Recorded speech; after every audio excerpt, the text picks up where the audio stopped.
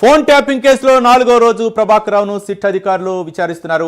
ఈ కేసులో ఎస్ఐబి మాజీ చీఫ్ ప్రభాకర్ రావు కీలక నిందితుడిగా ఉన్నారు. ప్రస్తుతం పలు అంశాలపై ప్రభాకర్ రావును విచారిస్తున్నారు. ఇప్పటికే 3 రోజుల విచారణలో సిట్ అధికారులు కీలక సమాచారాన్ని రాబట్టారు.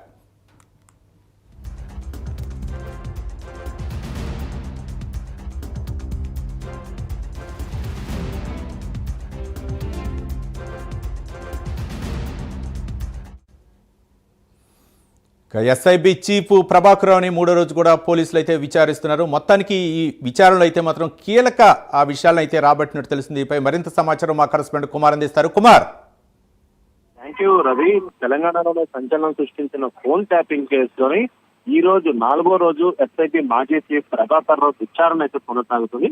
ఇప్పటికే 3 రోజుల పాటు ఇటు జూబ్లీస్ పిఎస్ లోని సిట్ అధికారులు ఎస్ఐబి మాజీ చీఫ్ ప్రభాకర్ రావుని పూర్తిగా విచారించారు. రోజుకి సగటున 6 గంటల నుంచి 7 గంటల వరకు ఆయన విచారిస్తూనే ఉన్నారు. ముఖ్యంగా ఈ 3 రోజుల పాటు కూడా ఈ ఫోన్ ట్యాపింగ్ సంబంధించి కొద్ది కీలకమైన సమాచారం కూడా పోలీసులు రాబట్టినట్టయితే తెలుస్తుంది. అయితే ఇటు సుప్రీంకోర్టు ఇచ్చిన ఆర్డర్స్ ప్రకారం 7 రోజుల కస్టడియల్ విచారణకైతే ఇటు అనుమతించారు కాబట్టి ఇప్పటికి ఈ రోజు 4వ రోజు విచారణ అయితే కొనసాగుతుంది. అయితే మరొక 3 రోజుల పాటే ఈ విచారణ అయితే ఇంకా పెండింగ్ లో అవుతుంది.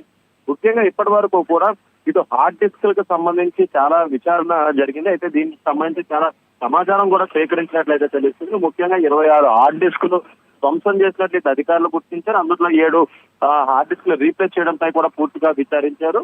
అలాగే మరొక పక్క ఇటు ప్రభాకర్ రావుకు సంబంధించిన ఎలక్ట్రానిక్ డివైజెస్ ఏవైతే ఉన్నాయో అంటే ఐక్లౌడ్ లాంటి సంబంధించి కూడా ఇప్పటికే పాస్వర్డ్స్ రీసెట్ చేసేవడంతో కూడా దానికి సంబంధించి చాలా సమాచారం సేకరించినట్లయితే తెలుస్తుంది.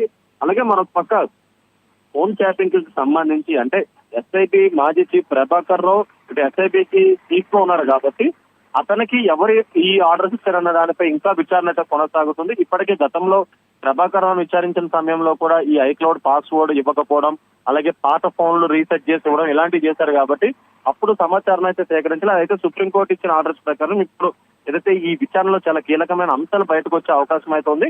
ముఖ్యంగా ప్రభాకర్ రావు కంటే గత 10 ఏళ్లలో అంటే బీఆర్ఎస్ హయాంలో ఉన్న సమయంలోని ఈ ఫోన్ ట్యాపింగ్ ని ఏ విధంగా ఉపయోగించారు, ఎలక్షన్స్ టైంలోని ఎవరెవరు ఫోన్ ట్యాప్ చేశారు, ఇటు బీఆర్ఎస్ బీజేపీ కాంగ్రెస్ సంబంధించి ఎవరెవరు ఫోన్ ట్యాప్ చేశారన్న దానిపై విచారణ అయితే కొనసాగుతుంది. అయితే ప్రభాకర్ రావుకి ఎవరి దగ్గర నుంచి ఆర్డర్స్ వచ్చారో దానిపై కూడా విచారణ అయితే కొనసాగుతుంది.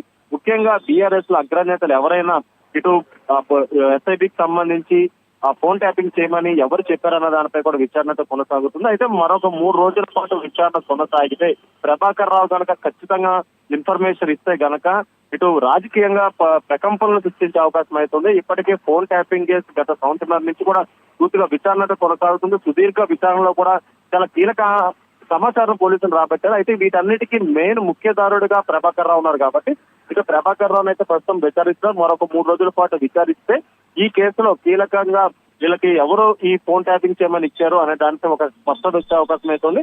అయితే ఇప్పటికే రాజకీయ పరంగా కూడా ఫోన్ ట్యాపింగ్ యూటర్న్ తీసుకుంది. ఇప్పటికే పలువురు రాజకీయవేత్తల్ని ఇటు పోలీసులు విచారించారు. అయితే ఇందులో కొంతమంది ఫోన్ ట్యాపింగ్ అంటే వాళ్ళు కూడా ఫోన్ ట్యాపింగ్ గురైన వ్యక్తులు ఉన్నారు. అయితే అందులో అదే కాకుండా ఇప్పుడు ప్రభాకర్ ఇచ్చే సమాచారం బట్టి ఫోన్ ట్యాపింగ్ మెయిన్ ముఖ్యదారుడు ఎవరనే దాని చేతి ఖచ్చితంగా బయటకు వచ్చే అవకాశం అవుతుంది. 3 రోజుల విచారణ తర్వాత మరొకసారి సుప్రీంకోర్టు ఈ కేసు అయితే వెళ్తుందో ఆ తర్వాత ఈ ఫోన్ ట్యాపింగ్ లో ఎలాంటి విషయాలు బయటకు వస్తాయనేది అయితే మనం వేచి చూడాల్సిన అవసరం అయితే ఉందనే చెప్పొచ్చు. Right, thank you Kumar.